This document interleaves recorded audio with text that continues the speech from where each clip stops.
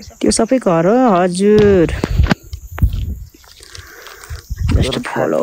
follow भूकम्पमा धेरै क्षति बारपाक भएको थियो कि लाप्रा बराबर हो बारपाक र लाप्राक बराबर हो कुनै ठाउँमा त्यो बारपाक र लाप्राकमा चाहिँ यसमा घटी यसमा बढी भन्न मिल्दैन एकदम बराबर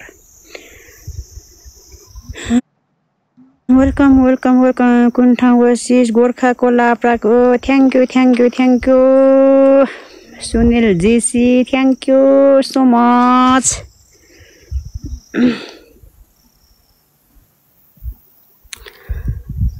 ला केसो के कुरी हो हजुर म कुरी हो कुरी हजुरहरू केसो होइन सुक गुरुङको खलक केसो तपाईको घर कता हजुर मेरो घर त ऊ यहाँबाट यसरी गएर ऊ त्यहाँ त्यो डाँडा छ त्यो उतापट्टि डाँडा हो त्यहाँ त्यही डाँडाको छेउमा छ क्या अलिकति यता पर्छ गोर्खा लाप्राक हो गोर्खा लाप्राक भाइ पर्यो सनी सुक गुरुङ त के भन्छ त्यो रविहरूको फ्यामिली होइन र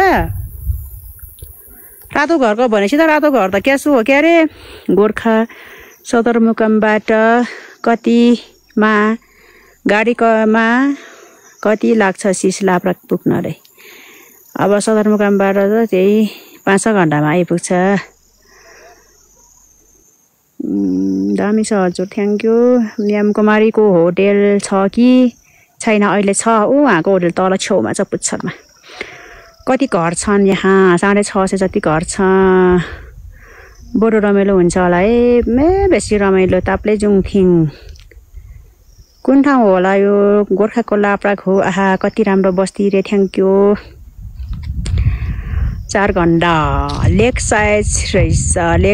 रहेछ है हजुर एकदमै दुर्गम एरिया 2700 मिटर हाइटमा अवस्थित यो नमुना बस्ती हो त्यही भएर बेसरी यो दुर्गम जाडो पनि अति नै म पनि आउँछु सोल्टिनी जङ्गलमा कालिस मार्नलाई लोकेसन ओके आउनुहोस् खै त्यहाँ ठुलो गाडी आउनु हुन्न क्या गाउँतिर थ्याङ्क यू गाउँतिर के कस्तो हो रोड पनि देखेको छैन मैले त अनि रोड छ त ऊ त्यहाँ रोड ठुल्ठुलो रोड छ त यहाँ म पनि यो रोडमै बसी उभिरहेको छु यो रोड ठुलो गाडी आउँछ थ्याङ्क यू दिनेश घले